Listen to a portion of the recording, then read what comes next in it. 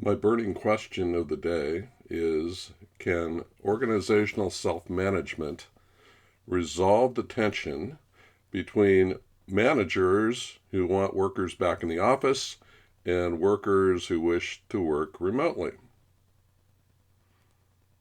I believe the answer is absolutely yes. I'd like to explore three areas and share one tool for helping leaders adjust to the new world of work.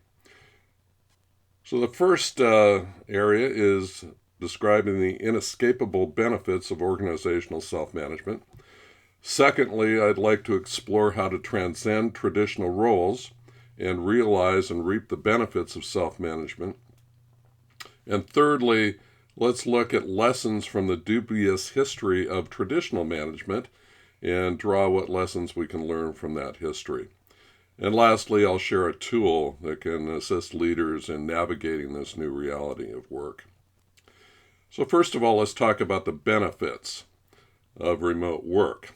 Jeffrey Hicks at Brigham Young University and some IBM colleagues performed a study in 2010 based on 2007 data. They looked at over 24,000 employees in 75 countries around the world, primarily IBM employees. And they found that when people had flexibility about where and when they worked, they were able to add 1 to 2 days, full 8-hour days of productive work to their productivity without experiencing any work-life conflict. So because the study was published in 2010, we've known for 10 years prior to the COVID-19 pandemic that remote work was productive and effective and efficient. This is a complete win-win for employees and managers. It allowed greater productivity and greater output and greater work-life happiness. It's a complete win, and we've known for 10 years before the pandemic. Secondly, let's talk about how to transcend traditional roles and obliterate hierarchy. First of all, let's look at what is management. Management is planning, organizing, controlling, selecting, and coordinating. This has been the definition in various forms for well over 100 years. Planning is strategy, organizing is leadership, controlling is budgeting, selecting is hiring and firing. Coordination is teamwork. The miraculous thing about management is that every adult is a manager in his or her own personal life. Everyone makes life-altering decisions on their own somehow without a boss. They decide who to date, who to marry, where to work, where to live, what to do for a living, whether to go to college, buy a house, have a car, have kids, whatever those decisions might be. People decide those things on their own without a boss. They are managers. So what we can do in the workplace, be it a physical or virtual workplace, is that we can transcend traditional management, which is basically something like this, which has been the model for well over 180 years, where bosses basically direct the work lives of workers who then do what they're told. The problem with that model is that when something goes wrong, the people on the bottom point up and say, well, they didn't give us the right directions. And the people at the top point down and say, well, the workers didn't follow my directions correctly. So it's a perfect storm for zero accountability in the workplace. In self-management, there's no place to hide. People are accountable for the commitments and promises they make to each other in order to deliver on those commitments. So we can transcend traditional hierarchy and increase accountability and transparency and clarity through the power of self-management. And again, management is not rocket science. Everyone is a manager already in their own personal lives. We can amplify the employment business management skills of individuals, give them the tools they need to actually embrace decisions, own decision rights at the edge of the organization, and feel like owners, realizing the full benefits of full engagement, great work-life balance, and productivity. So thirdly, let's look at the dubious history of traditional management and see what lessons we can draw from that. Traditional management basically started with a train wreck. On October 5th, 1841, two trains collided on the Western Railway in Massachusetts, killing a conductor and injuring a number of other people. And the Western Railway decided they needed to bring in a civil engineer named George Whistler, whose wife later posed for Whistler's Mother, the painting. And George Whistler drew lessons from the Prussian military and created the world's first, to the best of our knowledge, modern industrial organizational org chart.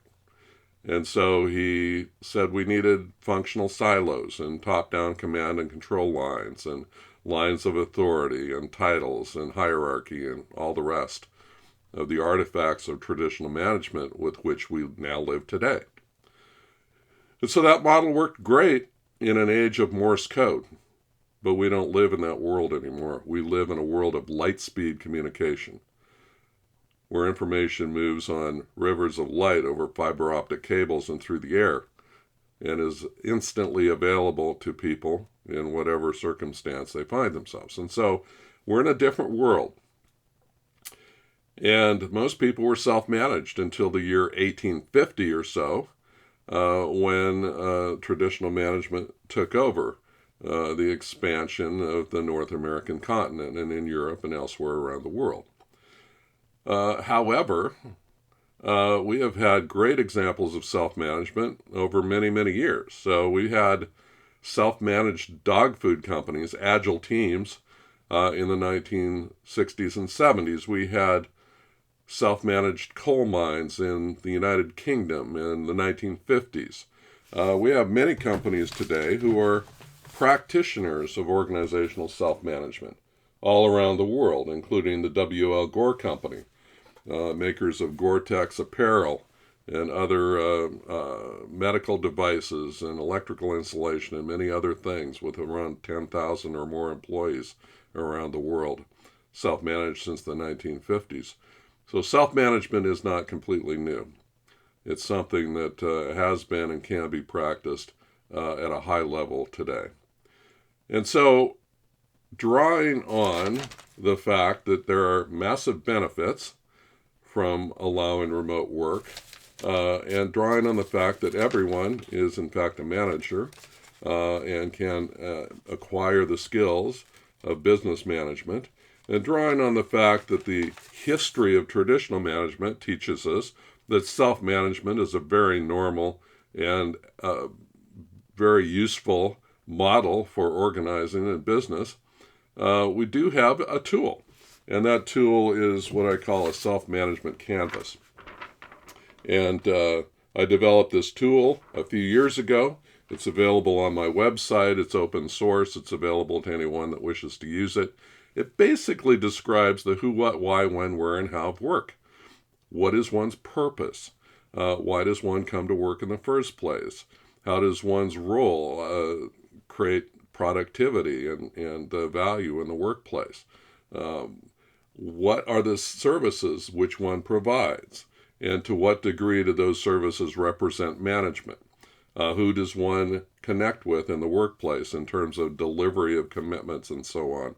So this canvas allows organizations and teams to define and describe the arc of individual and team self-management. Self-management is something that can be acquired by any organization at any point in time.